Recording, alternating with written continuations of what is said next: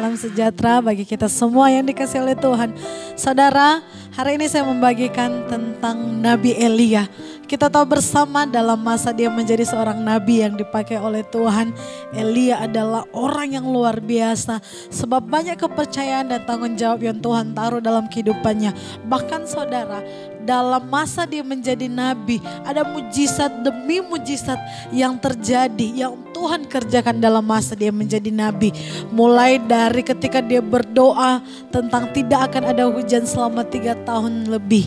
3 tahun 6 bulan dikatakan firman Tuhan. Perkataannya mengandung kuasa. Bahkan saudara ketika janda di Sarfat anaknya meninggal dan Elia datang, dia berdoa, kuasa terjadi, anak itu dibangkitkan. Bahkan saudara kita tahu dalam masanya Elia mengalahkan nabi-nabi Baal. Begitu banyak hal yang luar biasa saudara ketika Elia menjadi nabinya Tuhan. Tapi ketahuilah saudara, ada satu titik ketika Elia dia takut. Dalam 1 Raja-Raja 19 ayat yang ketiga dikatakan Elia takut dan dia pergi. Dia pergi meninggalkan tempat di mana dia berada sebelumnya. Di sini saudara, satu hal yang membuat Elia pergi. Karena apa? Dia mendapat ancaman dari Isabel. Kita tahu Isabel adalah ratu dari Raja Ahab. Dia adalah istri Raja Ahab. Isabel adalah dari keturunan yang tidak takut Tuhan saudara. Sehingga dia mengancam Elia. Tapi Elia menjadi takut. Ini hal yang menarik, kita bisa lihat kenapa Elia menjadi takut pada ancaman seorang wanita. Karena sebenarnya saudara, Elia mulai mengalami kelelahan. Dia alami kelelahan ketika dalam menjalani hari-harinya, tanggung jawabnya sebagai orang yang dipakai oleh Tuhan. Nah, menjadi perenungan bagi kita saudara yang dikasihi Tuhan. Apakah hari-hari ini kita menjadi orang yang lelah?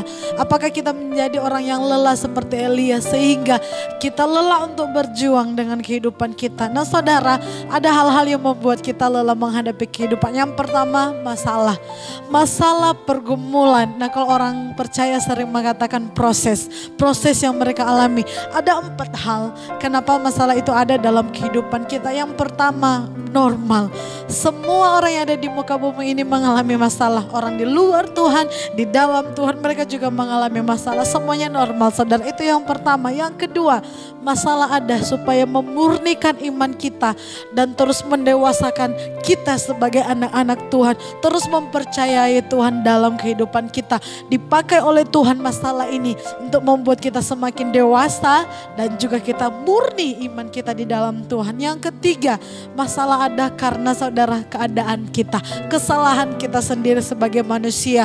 Kadang kita sudah diingatkan, sudah ditegur, dinasihati, tapi kita tidak mau dengar sehingga masalah itu datang. Yang keempat, masalah itu datang karena iblis. Kerap kali saudara juga dalam firman Tuhan Yohanes 10 ayat 10 dikatakan iblis datang untuk mencuri, membunuh dan membinasakan. Sangat berbeda terbalik dengan Yesus. Ketika dia datang, dia memberikan kita hidup dan hidup itu di dalam kelimpahan. Makanya saudara, iblis juga memakai masalah untuk membuat kita tidak percaya lagi kepada Tuhan, untuk membuat kita lelah menghadapi kehidupan. Nah ini saudara, manusia kerap kali lelah menghadapi menjalani kehidupan karena masalah demi masalah yang terjadi di dalam kehidupannya. Yang kedua, kenapa masalah itu ada? Kenapa kita menjadi lelah di dalam kehidupan kita? Sadar, yang kedua adalah karena kesibukan. Kalau yang pertama, kita menjadi lelah karena masalah yang kita hadapi. Yang kedua, kita menjadi lelah karena kesibukan demi kesibukan. Sebagai orang-orang yang percaya kepada Tuhan, aktivitas kita setiap hari itu punya kesibukan demi kesibukan. Tapi kerap kali saudara, kesibukan ini membuat kita tidak fokus lagi dengan Tuhan. Kesibukan membuat kita melupakan kita untuk bersekutu dengan Roh Kudus. Sehingga sumber dari sukacita, sumber dari kekuatan, sumber dari penghiburan kita, damai sejahtera itu kita lupakan saudara. Kita lupa bersekutu dengan Tuhan, lupa bersekutu dengan Roh Kudus, sehingga tidak ada lagi kekuatan di dalam kehidupan kita untuk kita berjuang menghadapi kehidupan. Kesibukan demi kesibukan, tanggung jawab demi tanggung jawab yang kita pegang di dalam kehidupan kita kerap kali membuat kita lelah dan letih. Dan ketahuilah saudara, kenapa kita akhirnya menjadi lemah, menjadi lelah, menjadi letih menghadapi kehidupan. Yang pertama juga karena kita tidak melakukannya dengan kekuatan Tuhan. Filipi 4 ayat 13 katakan, segala perkara dapat kutanggung di dalam Dia, di dalam Yesus yang berikan kita kekuatan. Yohanes juga katakan, di luar Tuhan kita tidak bisa berbuat apa-apa. Ini memberikan arti saudara, kita menjadi lelah dalam menghadapi kehidupan. Sebab apa? Kita pakai kekuatan kita sendiri, tidak menyertakan Tuhan di dalamnya, tidak membuat Tuhan itu bekerja di dalam kehidupan kita, tidak menyerahkan semuanya kepada Tuhan. Kita pakai kehidupan kita pakai kekuatan kita, sehingga saudara kita lelah. Manusia ini punya batas kemampuan, tapi tidak dengan Tuhan. Itu sebabnya Tuhan katakan, serahkanlah semuanya kepada Tuhan, sebab Dialah yang akan berikan kita kemampuan. Yang kedua, kita menjadi lelah sebab apa? Dalam pekerjaan kita, dalam pelayanan kita, motivasi kita bukanlah untuk Tuhan, tapi untuk manusia.